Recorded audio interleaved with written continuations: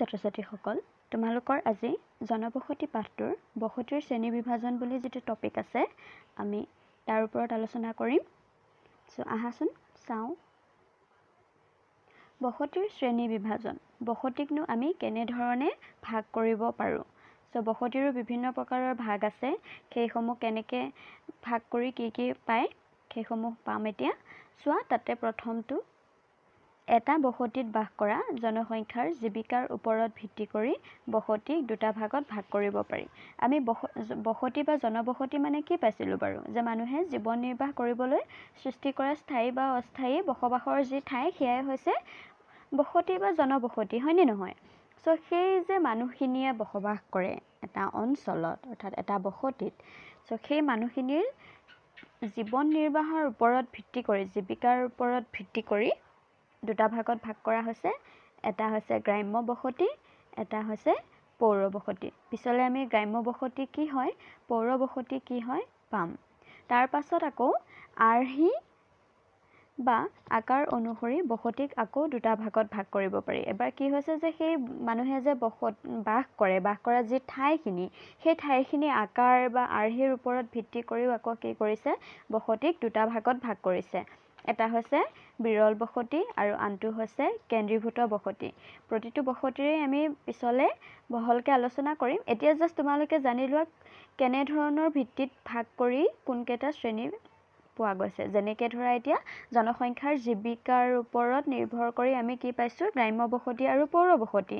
ঠিক তেনেকৈ আৰ্হি বা আকাৰ অনুসৰি কি পাইছোঁ, বিৰল বসতি আৰু কেন্দ্ৰীভূত বসতি। তাৰ পাছত কেন্দ্ৰীভূত বসতিক আকৌ কেইবাটা প্ৰকাৰত ভাগ কৰিব পাৰি। কেন্দ্ৰীভূত বসতি হৈছিলে সেইকেইটা যে আমি যে আৰ্হি আৰু আকাৰৰ ওপৰত ভিত্তি কৰি বসতিক ভাগ কৰিছোঁ দুটা, বিৰল আৰু কেন্দ্ৰীভূত। তাৰে কেন্দ্ৰীভূত বসতিটোক আকৌ কেইবাটাও ভাগত ভাগ কৰিছে। সেইকেইটা কি হৈছে, আয়তক্ষেত্ৰাকাৰ বসতি, ৰৈখিক বসতি, বৃত্তাকাৰ বসতি, তৰাৰূপী বসতি, ত্ৰিভুজাকাৰ বসতি। এইকেইটাৰ বিষয়েও আমি পিছত আলোচনা কৰিম। এতিয়া আহোঁ গ্ৰাম্য বসতি আৰু পৌৰ বসতি। গ্ৰাম্য বসতি আৰু পৌৰ বসতি কিহৰ ওপৰত ভিত্তি কৰি পাইছিলোঁ আমি, যে মানুহৰ অৰ্থাৎ সেই বসতিটোৰ জনসংখ্যাৰ জীৱিকাৰ ওপৰত ভিত্তি কৰি এই দুটা ভাগত ভাগ কৰা হৈছিলে, হয়নে? গ্ৰাম্য বসতি বুলি ক'লে আমি কি জানো? গ্ৰাম্য বুলি ক'লে আমাৰ গাঁৱৰ ধাৰণাটো আহেনে নাহে? গাঁও অঞ্চলত গঢ়ি উঠা বসতিয়ে হৈছে গ্ৰাম্য বসতি। আৰু গাঁৱৰ মানুহৰ জীৱিকা কি হয় তোমালোকে নিশ্চয় জানা, কৃষিকাৰ্য। ইয়াৰ উপৰিও মাছ ধৰা, কাঠ কটা আৰু বিভিন্ন ধৰণৰ যিবিলাক গাঁৱৰ কাম কাজ, এইখিনি তোমালোকে ভালকৈয়ে জানা, হয়নে? তাৰপাছত পৌৰ বসতি মানে নগৰ অঞ্চলত যি বাস কৰে মানুহে, যি নগৰ অঞ্চলত স্থায়ীভাৱে বা অস্থায়ীভাৱে বাস কৰি লয়, সেই এলেকাটোৱেই হ'ব পৌৰ বসতি, হয়নে নহয়? নগৰ অঞ্চলত গঢ়ি উঠা বসতিয়ে হৈছে পৌৰ বসতি। আৰু নগৰ অঞ্চলৰ লোকসকলৰ অৰ্থাৎ পৌৰ বসতিৰ লোকসকলৰ প্ৰধান বৃত্তি কি হ'ব, শিল্প, বেপাৰ বাণিজ্য, চাকৰি, এইবোৰ, হয়নে? ঠিক আছে, এতিয়ালৈকে গ্ৰাম্য বসতি আৰু পৌৰ বসতি হৈছে। তাৰ পাছত আহোঁ আৰ্হি আৰু আকাৰ অনুসৰি। আৰ্হি আৰু আকাৰ অনুসৰি আমি কি পাইছিলোঁ, বিৰল বসতি আৰু কেন্দ্ৰীভূত বসতি, হয়নে? আগৰকেইটা পাইছিলোঁ আমি জনসংখ্যাৰ জীৱিকাৰ ওপৰত নিৰ্ভৰ কৰি, আৰু এইটো হৈছে আৰ্হি আৰু আকাৰ, অৰ্থাৎ সেই বসতিটোৰ আকাৰ কেনেকুৱা, আকৃতি কেনেকুৱা, সেইবোৰৰ ওপৰত ভিত্তি কৰিও কি কৰা হৈছে, বসতিক ভাগ কৰা হৈছে দুটা ভাগত। সেয়া হৈছে বিৰল বসতি আৰু কেন্দ্ৰীভূত বসতি। এতিয়া আহোঁ বিৰল বসতিনো কি হয়। প্ৰতিকূল প্ৰাকৃতিক অৱস্থাৰ বাবে কিছু ঠাইত জনবসতি তেনেই পাতল বা এইকেইটা হৈ থাকিলে, স্পেলিং ভুল হৈ থাকিলে টাইপ কৰোঁতে। পাতল বা ইয়াত হ'ব বা আৰু এইটো হ'ব সেৰেঙা। প্ৰতিকূল প্ৰাকৃতিক অৱস্থাৰ বাবে কিছু ঠাইত কি হয়, জনবসতি তেনেই পাতল হয় বা সেৰেঙা হয়। তেনে বসতিকে কি বুলি কোৱা হয়, বিৰল বসতি। এতিয়া প্ৰতিকূল প্ৰাকৃতিক অৱস্থানো কি, হয়নে?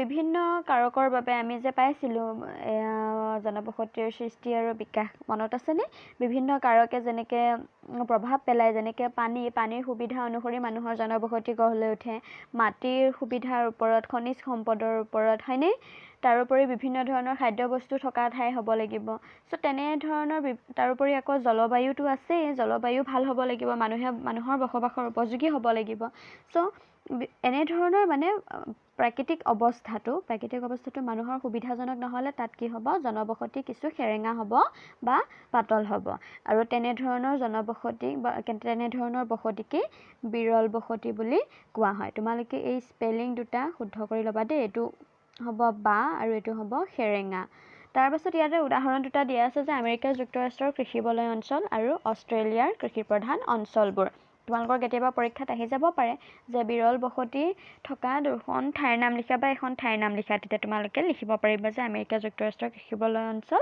আৰু অষ্ট্ৰেলিয়াৰ কৃষিপ্ৰধান অঞ্চলবোৰ তাৰপাছত আহিলে কেন্দ্ৰীভূত বসতি চ' কেন্দ্ৰীভূত বসতি কোনবোৰ হ'ব মানুহে থোপ খাই স্থাপন কৰা বসতি সংগঠনক কেন্দ্ৰীভূত বসতি বোলে অৰ্থাৎ সাধাৰণতে মানুহে থোপ খাই কি কৰে বাস কৰে মানুহৰ অকলশৰীয়াটো হ'ব নোৱাৰে মানুহ যিহেতু সমাজপ্ৰিয় হয়নে নহয় আমাক সমাজ লাগিবই চ' আমি সাধাৰণতে আমি যিটো বসবাস কৰোঁ এই আমাৰ যি বসতিটো এইটো হ'ব সাধাৰণতে কেন্দ্ৰীভূত বসতি য'ত আমি মানুহ গোট খাই থাকোঁ আৰু সেই মানুহ থোপ খাই স্থাপন কৰা বসতি সংগঠনকেই কেন্দ্ৰীভূত বসতি বোলা হয় চ' এইখিনিলৈকে হ'ল তোমালোকক ইয়াত চোৱা ইয়াত আমি দিছিলোঁ ন কেন্দ্ৰীভূত বসতি কেইবাটা প্ৰকাৰত ভাগ কৰিব পাৰি এই প্ৰকাৰসমূহ পিছৰটো ক্লাছত আলোচনা কৰিম তোমালোকে পাৰিলে আগতীয়াকৈ কিতাপৰ পৰা অকণমান পঢ়ি থবাচোন কাৰণ এই বসতিসমূহ চিত্ৰসহ আমি বুজিব লাগিব ঠিক আছে